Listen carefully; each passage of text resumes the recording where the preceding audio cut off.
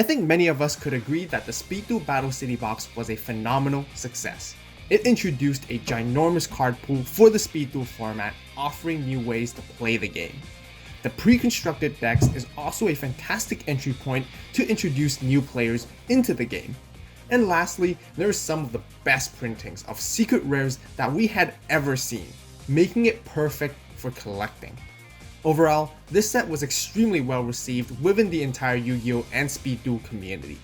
However, it has been over half a year, and we have yet still to find out when or what the next Speed Duel set or product is going to be. Konami, we want more Speed Duel sets and products just like this one. Please, give us more and give it to us soon. Which is why today we'll be opening up 5 more of these boxes. If this is your first time watching, welcome to the AVAULT channel, and I would like to kindly ask you who are watching right now to subscribe for more Yu-Gi-Oh and Speed Duel content. Also be sure to give this video a like as we greatly appreciate the support. My mission is to collect a playset of each secret rare variant card for my own very personal collection. We're only going through the secret rare packs since we already know what all the other common cards are contained within this set. By the odd chance if you don't know, be sure to watch our initial opening. I would also like to take this opportunity to discuss some of my personal opinions on what I would like to see for future sets based on card pool selection.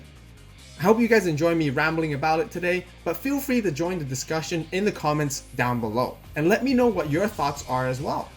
As we start off with our first pack, we of course have the 3 Egyptian God cards, which are guaranteed in every single pack. The secret rare shimmers stand out very obviously all around the card, making it look extremely stunning.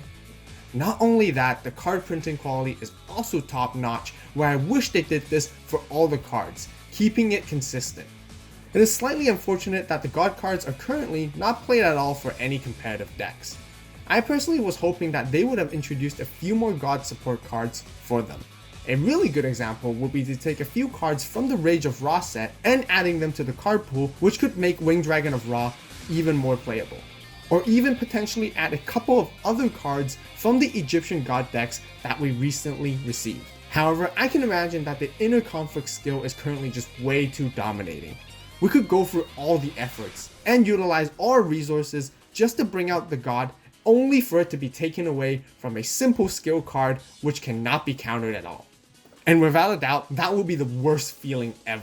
For the rest of the cards, we have Valkyrion, the Magnum Warrior, which is also known to be played in one of the top tier decks competitively, which is Magnet Warriors.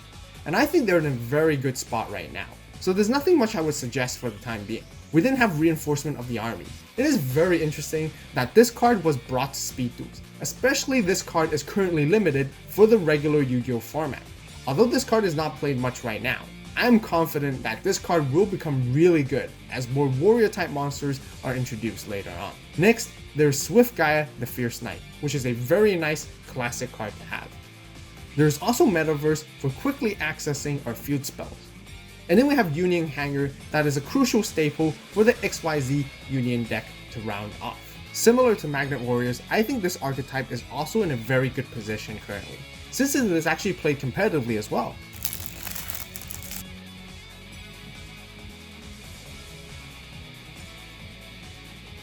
For the second pack, we got a Dark Magician. I kinda wish that Konami chose a different artwork for this one in this set, since this specific art was reprinted quite a few times through various Speed Duel products already. I mean, a very nice one to choose from could be the Arcana alternative art variant, since his skill was also debuted from here. On the other hand, it is slightly sad to see that the Dark Magician archetype was never much played at all, even in today.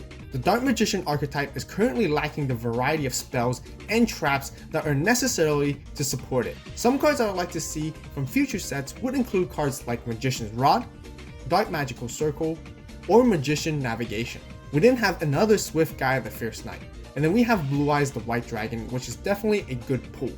Again, it would be nice to see this card in a different artwork since there's so many out there already of this particular one. As for Blue Eyes, it was one of the strongest and top tier decks when it very first came out from the Duelists of Tomorrow starter decks. It was consistent and fast in bringing out Blue Eyes White Dragon via Lord of D and the Flute of Summoning Dragon, as well as the Dragon Caller skill. However, no new viable support cards were further introduced ever since, and the deck itself has been completely forgotten at this point. I feel like White Stone of Ancients or Silver's Cry would be a decent addition to help bring this archetype back.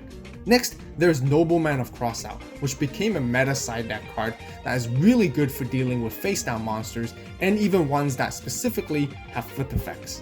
And then we have here a Mass Beast Discardius to end off for this pack. I personally have yet to make a deck profile for this, and I for sure really want to do so as well. So be sure to stay tuned.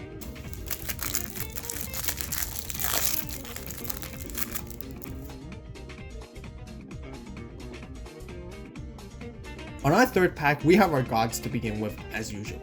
And right here, we got a Dark Paladin.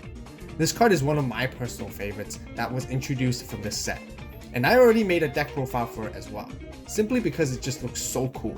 I'm even hoping for them to potentially add some of the other cards related to the Buster Blader archetype, such as Buster Whelp of Destruction Swordsman and the other fusion boss monster, Buster Blader, the Dragon Destroyer Swordsman. With these two additions, the deck can become much more competitively viable and really fun to play with as well, since the archetype will be able to fully synergize between itself. How about you guys? What is your favorite secret rare card from the Battle City box set? Be sure to let me know in the comments section down below. And then we got another Blue Eyes White Dragon, which is fantastic, as well as Nobleman of Crossout. We then have Buster Blader, which is needed for the Dark Paladin deck since it's one of the fusion materials required to summon it. Then right here, we got Jinzo, which has been a very powerful, meta-defining card alone, which greatly shifted the top-tier competitive decks for the format.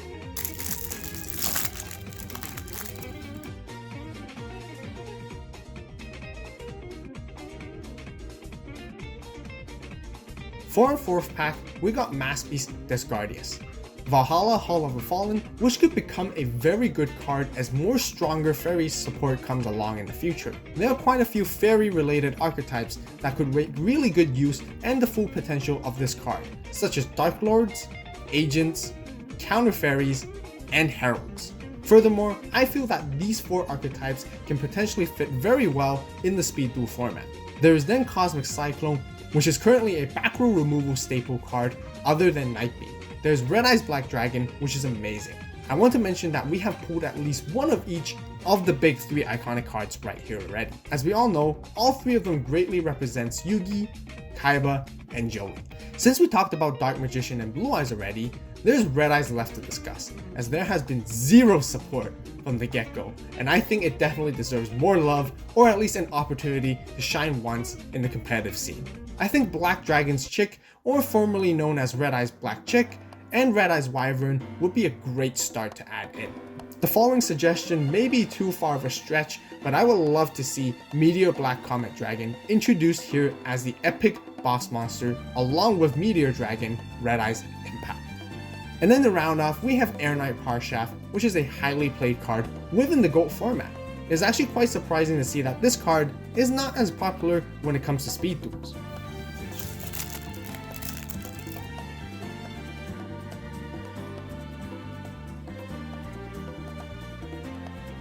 For our very last pack, we got Valhalla Hall of the Fallen, Mass Beast Discardius, Dark Paladin, Metaverse, and lastly, Swift Gaia the Fierce Knight, which we all pulled one of these already from today's opening. That wraps up for our opening today, as I would like to quickly share with you guys my complete playset collection of all the secret rares right here. Other than collecting for my own interest, I believe that some of these cards will go up in greater value down the road, simply due to its impeccable quality compared to all the other secret rares out there, even including for regular Yu-Gi-Oh sets. What do you guys think about today's opening and discussion? Definitely share your thoughts with everyone. If you guys enjoyed the video, be sure to give it a like. Also, don't forget to subscribe and turn on that notification bell for more Speed Duel videos. As always, thank you so much for watching. You guys have a great day, great night, wherever you are. Stay tuned for the next video. And this is AVAULT, signing